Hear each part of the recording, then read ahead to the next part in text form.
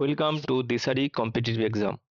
আজ আমরা ইন্ডিয়ান কনস্টিটিউশনের কতগুলো গুরুত্বপূর্ণ প্রশ্ন নিয়ে আলোচনা করছি, যেগুলি upcoming UPSC prelims, WBCS prelims এবং মেন্স, এছাড়াও জেনারেল কম্বাইন্ড, এসএসসির সিজিএল, সিএইচএসএল, এমটিএস, এনটিপিসির সমস্ত পরীক্ষার জন্য খুবই গুরুত্বপূর্ণ। দেখো, প্রথম প্রশ্ন কি আছে না, directive of separation of the judiciary from the executive. এই জুডিশিয়ারিকে এক্সিকিউটিভ থেকে কি করে সেপারেশন করা, এটা কত নম্বর আর্টিকেলে মেনশন করা আছে? এই দেখো, এটা কি আছে, জুডিশিয়ারি ফ্রম এক্সিকিউটিভ সেপারেশন, এটা কত নম্বর আর্টিকেলে আছে? এটা কোথা থেকে নেওয়া হয়েছে? ডিপিএসপি, তাই তো? ডিপিএসপি 36 থেকে 51 নম্বর আর্টিকেলের মধ্যে এটা আছে। তাহলে অপশন এ বলছে article 48, option B article 49, option C হচ্ছে আর্টিকেল 50, অপশন ডি হচ্ছে আর্টিকেল 51। আর্টিকেল 48 কি বলছে? বলছে organisations of agriculture and animal husbandry, ঠিক আছে। 49 কি বলছে? 49 বলছে protections of monument and place, protections of monument and place. Option C কি বলছে? 50 নম্বর কি বলছে না, জুডিশিয়ারিকে এক্সিকিউটিভ থেকে আলাদা করার কথা বলছে এই আর্টিকেল 50, ঠিক আছে। তাহলে এখানে আনসার তাহলে কি হবে? আর্টিকেল 50। আর 51 কি বলছিল না, international piece and security, international piece and security. তাহলে আর্টিকেল 48, 49, 51 বলে দিলাম। তাহলে আর্টিকেল 50 হচ্ছে কি, separation of judiciary from executive, ঠিক আছে। নেক্সট দেখো, নেক্সট প্রশ্ন আছে, the power of the president to consult the supreme court has been stated under. তাহলে এই যে প্রেসিডেন্ট সুপ্রিম কোর্টের সাথে কনসাল্ট করতে পারবে, এটা কত নম্বর আর্টিকেলে বলা আছে? ঠিক আছে, এটা আর্টিকেল 144, ঠিক আছে, 144-এ বলা আছে, আর্টিকেল 144-এ বলা আছে এটা, ঠিক আছে।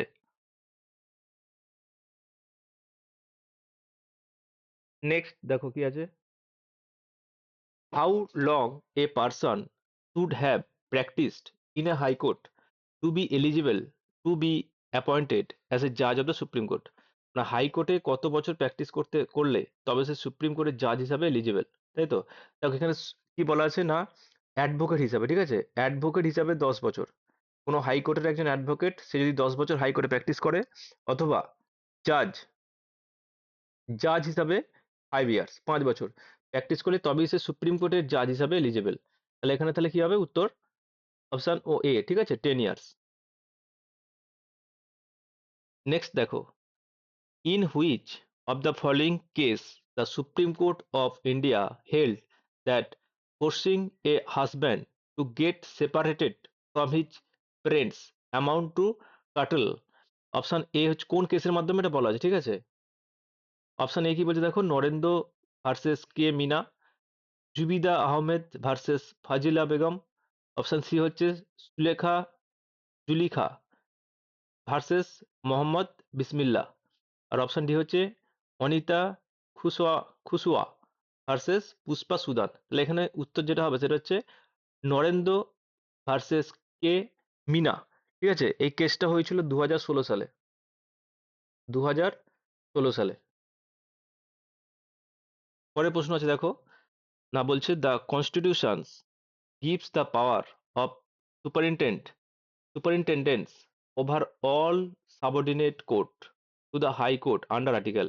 The constitution gives the power of the superintendence of over all subordinate court to the high court, মানে হাই কোর্টের আন্ডারে যতগুলো সাবঅর্ডিনেট কোর্ট থাকবে সেগুলির উপর কি করবে? সুপারভাইজ করতে পারবে। এটা কত নম্বর আর্টিকেলে বলা আছে? দেখো আর্টিকেল 32 আর 226, এখানে কি বলে, রিট এর কথা বলা আছে, রিট। আমাদের তো 5টা রিট আছে, আমরা সবাই জানি। আর্টিকেল 32 অনুযায়ী সুপ্রিম কোর্টে রিট জারি করা যায়, আর আর্টিকেল 226 অনুযায়ী হাইকোর্টে রিট জারি করা যায়, ঠিক আছে। আর এটা হচ্ছে 227 নম্বর আর্টিকেলে বলা আছে, ঠিক আছে, আর্টিকেল 227, এটা হচ্ছে আনসার। 227 নম্বর আর্টিকেল অনুসারে কি হবে না, হাইকোর্ট তার সাবঅর্ডিনেট কোর্টগুলির উপর সুপারভাইজ করতে পারবে। পরের প্রশ্ন দেখো, আবার একটা কেস আছে না, the judicial review, the judicial review, judicial review মানে কি? Judicial review, the function of the supreme court means, judicial review মানেটাই চেয়েছে এখানে, means judicial review. Judicial review মানে হচ্ছে আদালত, ঠিক আছে, মানে কোর্ট বা আদালত আইনসভা যে আইনগুলো তৈরি করে, ঠিক আছে, সেই আইনগুলো সংবিধানের সঙ্গে সামঞ্জস্যপূর্ণ কিনা সেটা দেখে, সেটা হচ্ছে জুডিশিয়াল রিভিউ। তাহলে এখানে কি হবে দেখো, examines the constitutional validity of the law, এই লটার সাংবিধানিক বৈধতা কতখানি সেটাই পরীক্ষা করাই হচ্ছে জুডিশিয়াল রিভিউ। ঠিক আছে, তাহলে ওখানে অপশন তাহলে কি হবে, অপশন সি। নেক্সট কি বলছে দেখো, how many high court are there India, ভারতবর্ষে কতগুলো হাইকোর্ট আছে? তাহলে এই যে 1861 এর যে অ্যাক্ট, সেই অ্যাক্ট অনুযায়ী ভারতবর্ষে হাইকোর্ট তৈরি হয়েছিল। ভারতবর্ষে প্রথম যে হাইকোর্ট সেটা কি ছিল না, প্রথম ছিল কি কলকাতা, তারপরে ছিল মুম্বাই বা বোম্বে, তারপরে মাদ্রাজ, তারপরে হচ্ছে এলাহাবাদ। ঠিক আছে, কলকাতা, মাদ্রাজ, কলকাতা, মুম্বাই, মাদ্রাস আর এলাহাবাদ। ঠিক আছে, এই কিছুদিন আগের পরীক্ষা হলো কলকাতা পুলিশ কনস্টেবল বা বেঙ্গল পুলিশ কনস্টেবলের একটা পরীক্ষা, প্রশ্ন ছিল যে সব থেকে ওল্ডেস্ট হাইকোর্ট কোনটা। তাহলে অপশন সেখানে কলকাতা ছিল না, বোম্বাই ছিল। তাহলে উত্তর তাহলে কি হবে, কলকাতা হচ্ছে সব থেকে পুরানো, তারপরে বোম্বাই, তারপরে মাদ্রাস, তারপরে এলাহাবাদ। তাহলে বর্তমানে হাইকোর্ট কতগুলো আছে, 25টা হাইকোর্ট আছে। ঠিক আছে, তাহলে বর্তমানে ভারতবর্ষে হাইকোর্ট আছে টোটাল 25টা। পরের প্রশ্ন দেখো, the word procedure established by law, procedure established by law of the constitutions of India has been borrowed from, এই যে procedure established by law এটা কোন কোন দেশ থেকে নেওয়া হয়েছে? procedure established by law মানে কি, এই যে পার্লামেন্ট অথবা লেজিসলেটিভ অ্যাসেম্বলি, ঠিক আছে, যে আইনগুলো তৈরি করে, ঠিক আছে, সেই আইনগুলো সঠিক নিয়ম মেনে, ঠিক আছে, তৈরি হচ্ছে কিনা। যদি সঠিক নিয়ম মেনে তৈরি হয় তবেই সেটা লিগ্যাল, নাহলে কিন্তু ইললিগ্যাল। সেটাই হচ্ছে মানে প্রসিডিওর এস্টাবলিশড বাই ল, লটা ঠিকঠাক প্রসিডিওর মেনে এস্টাবলিশড হচ্ছে কি না সেটা দেখাই হচ্ছে কি, এটাই হচ্ছে প্রসিডিওর এস্টাবলিশড বাই ল।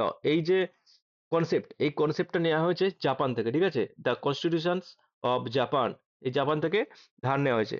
আর একটা আছে due process of law, due process, due process of law, এই যে concept, due process of law মানে কি, আইন শুধু নিয়ম মেনে তৈরি হলেই হবে না। ঠিক আছে, আইনটা যে হলো নিয়ম মেনে তৈরি সেটা হবে না, আইনটাকে অবশ্যই যুক্তিযুক্ত হতে হবে এবং ন্যায্য হতে হবে। সেটাই হচ্ছে কি ডিউ প্রসেস অফ ল। এটা, এই যে কনসেপ্টটা ডিউ প্রসেস অফ ল, এই কনসেপ্টটা নেওয়া হয়েছে ইউএসএ থেকে। ঠিক আছে, ইউনাইটেড স্টেট অফ আমেরিকা থেকে নেওয়া হয়েছে কনসেপ্টটা। পরের প্রশ্ন দেখো, যে হাউ মেনি স্যানশনড জাজ আর দেয়ার সুপ্রিম কোর্ট। ঠিক আছে, supreme court of India, supreme কোর্টে কতজন স্যানশনড জাজ আছে বর্তমানে? বর্তমানে টোটাল 34 জন জাজ। ঠিক আছে, 33 প্লাস 1, 33 জাজ আর 1 হচ্ছে চিফ জাস্টিস অফ ইন্ডিয়া, তার 33 প্লাস 1 34। ঠিক আছে, option C is the correct answer. পরের প্রশ্ন আছে দেখো, দ্য এজ অফ রিটায়ারমেন্ট জাজ অফ দ্য হাইকোর্ট, হাইকোর্টের জাজদের রিটায়ারমেন্টের বয়স কত? হাইকোর্টের জাজদের রিটায়ারমেন্টের বয়স হচ্ছে 62 ইয়ার্স।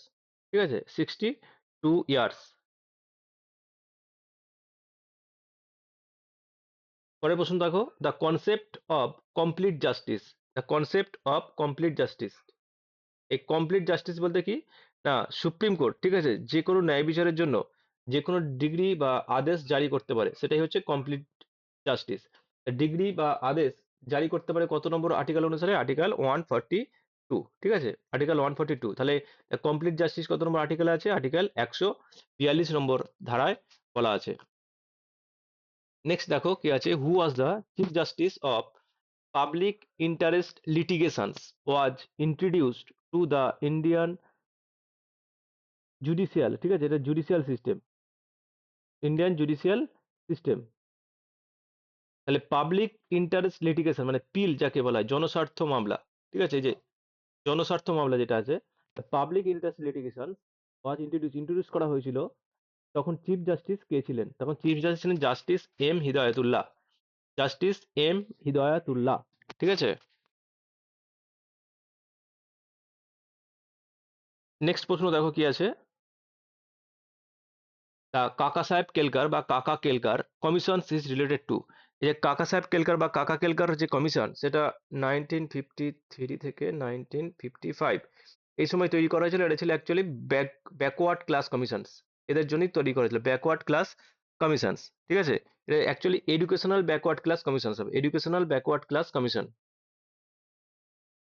পরের প্রশ্ন দেখো, which committee recommended the 27% reservations of the OBC in government job 1991? 1991 সালে যে আদার ব্যাকওয়ার্ড ক্লাসের জন্য 27% রিজার্ভেশনের কথা বলা হয়েছিল, তার সেই রেকমেন্ডেশন কে করেছিল বা কোন কমিটি সেই রেকমেন্ডেশন করেছিল? তাহলে কোন কমিটি রেকমেন্ডেশন করেছিল? বিপি মন্ডল কমিশন, ঠিক আছে? বিপি মন্ডল, এই বিপি মন্ডল কমিশনের রেকমেন্ডেশনে ওবিসিদের জন্য 27% রিজার্ভেশনের কথা বলা হয়েছে 1991 সালে।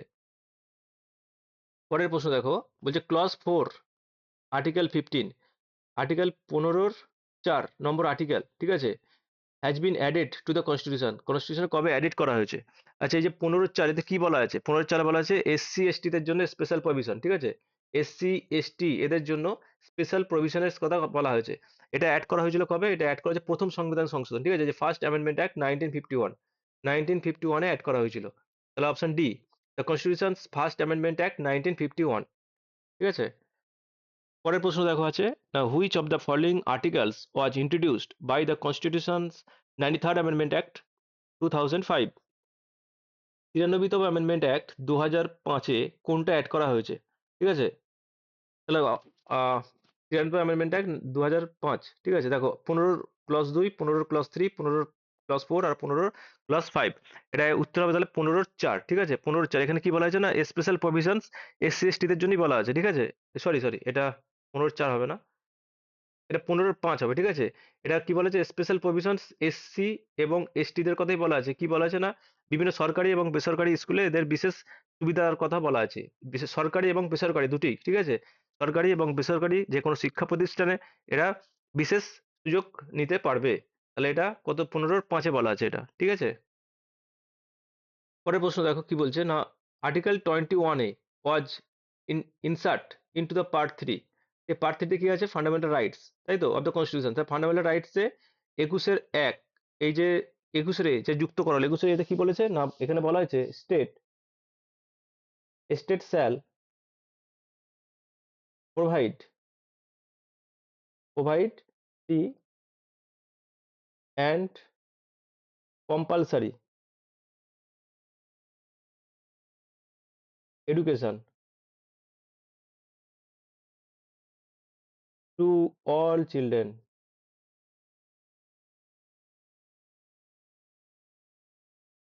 ঠিক আছে, 6 থেকে 14 বছর। তাহলে 6 থেকে 14 বছর বয়সের সমস্ত বাচ্চাদের জন্য ফ্রি অ্যান্ড কম্পালসারি এডুকেশনের কথা বলা হয়েছে আর্টিকেল 21-এ। এটা অ্যাড করা হয়েছিল কবে? এটা অ্যাড করা হয়েছিল 86 অ্যামেন্ডমেন্ট অ্যাক্ট 2002, ঠিক আছে? 2002-এ এটা অ্যাড করা হয়েছিল, ঠিক আছে? কোথায় অ্যাড করা হয়েছে? আর্টিকেল 21-এর অ্যাড করা হয়েছে, কোথায়? ফান্ডামেন্টাল রাইটসে, ঠিক আছে? পরের প্রশ্ন বলছে দেখো, when was the word armed rebellion added? এই আর্মড রিবেলিয়ন কথাটা অ্যাড করা হয়েছিল কততম সংবিধান সংশোধনে? এই যে আর্মড রিবেলিয়ন কথাটা অ্যাড করা হলো, কিসের, কোন ওয়ার্ডটা রিপ্লেস করা হয়েছিল? রিপ্লেস করা হয়েছিল হচ্ছে internal disturbance, internal disturbance, internal disturbance কথাটা বাদ দেওয়া হয়েছিল, বাদ দিয়ে যুক্ত হলো কি আর্মড রিবেলিয়ন। এটা কবে হলো? এটা হয়েছিল 44 অ্যামেন্ডমেন্ট অ্যাক্ট 1978, 1978-এ। আর এখানে একটা দেখো 42 কনস্টিটিউশনাল অ্যামেন্ডমেন্ট অ্যাক্ট আছে, যেটা হয়েছিল 1976-এ। একে বলা হয় মিনি কনস্টিটিউশন, ঠিক আছে? মিনি সংবিধান সংশোধন বলা হয় ওটাকে। পরেরটা দেখো কি আছে, which of the following constitutional amendment equipped the president to impose national emergency on any particular part of the India?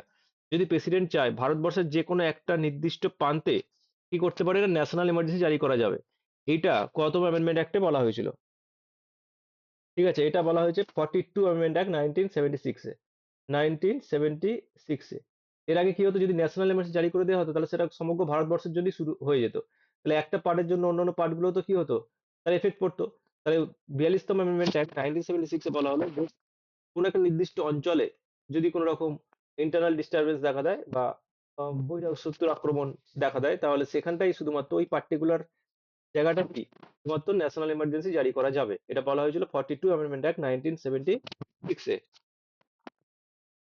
দেখো পরেরটা আছে কি, if the announcement of national emergency has been approved, যদি জাতীয় জরুরি অবস্থা অ্যাপ্রুভ হয়ে যায় by both house of the parliament, পার্লামেন্টের বোথ হাউসে, তাহলে কতদিন পর্যন্ত এটা এফেক্ট থাকবে? এটা এফেক্ট থাকবে 6 মাস। ঠিক আছে, 6 মাস পর আবার অ্যাপ্রুভ করে নিয়ে আবার 6 মাস করে বাড়ানো যেতে পারে।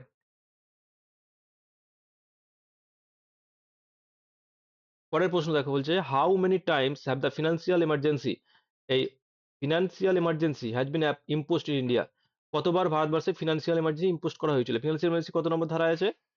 360 নম্বর ধারায় আছে কি ফিনান্সিয়াল এমার্জেন্সি। তাহলে ফিনান্সিয়াল এমার্জেন্সি এখনো একবারও জারি করা হয়নি, নেভার। ঠিক আছে, পরের প্রশ্ন দেখো, under which article of the constitution of India financial emergency can be proclaimed, financial emergency কত নম্বর আর্টিকেলে আছে? আর্টিকেল 360, আগের প্রশ্নই বলে দিলাম, আর্টিকেল 360। 352 কি আছে? ন্যাশনাল এমার্জেন্সি, তাই তো। আর 356 কি আছে? স্টেট ইমার্জেন্সি, যাকে আমরা বলি প্রেসিডেন্ট রুল। নেক্সট কোশ্চেন দেখো, বলছে a proposal to prefer the charge of impeachment of the president, এই প্রেসিডেন্টের ইমপিচমেন্টের সময় of India has be moved after pure notice of, প্রেসিডেন্টের ইমপিচমেন্টের কতদিন আগে তাকে একটা নোটিশ দিতে হয়? তাহলে কতদিন আগে? 14 দিন আগে। ঠিক আছে, 14 দিন আগে একটা নোটিশ দিতে হবে। পরের প্রশ্ন আছে কি দেখো, না পরের প্রশ্ন আছে, which of the following fundamental right do not get abolished automatically during national emergency, কোন আর্টিকেলটা, ঠিক আছে, অটোমেটিক্যালি অ্যাবলিশড হয়ে যায় না কখন? ন্যাশনাল এমার্জেন্সির সময়। দেখো 42তম অ্যামেন্ডমেন্ট অ্যাক্ট 44তম অ্যামেন্ডমেন্ট অ্যাক্ট 1978-এ বলা হয় 20 এবং 21 can not be suspended during national emergency. ঠিক আছে, 20 এবং 21কে কখনোই সাসপেন্ড করা যাবে না। কবে বলা হয়েছিল এটা? 44 অ্যামেন্ডমেন্ট অ্যাক্ট 1978-এ। ঠিক আছে, তাহলে 20 এবং 21 উত্তর। আর দেখো শেষ প্রশ্ন আজকের, which of the following article deals with the elections of the vice president, কত নম্বর আর্টিকেলে ইলেকশন অফ ভাইস প্রেসিডেন্ট মানে ভাইস প্রেসিডেন্টের ইলেকশনের কথা বলা আছে? আর্টিকেল 66। ঠিক আছে, 66 নম্বর আর্টিকেলে বলা আছে যে উপরাষ্ট্রপতি নির্বাচনের কথা বলা হয়েছে। ঠিক আছে, তো এই ছিল আজকে আমাদের টোটাল 25টা কোশ্চেন। যদি ভালো লাগে অবশ্যই তাহলে লাইক করো, বন্ধুদের সাথে শেয়ার করো এবং চ্যানেলটি অবশ্যই সাবস্ক্রাইব করো। ঠিক আছে, ধন্যবাদ।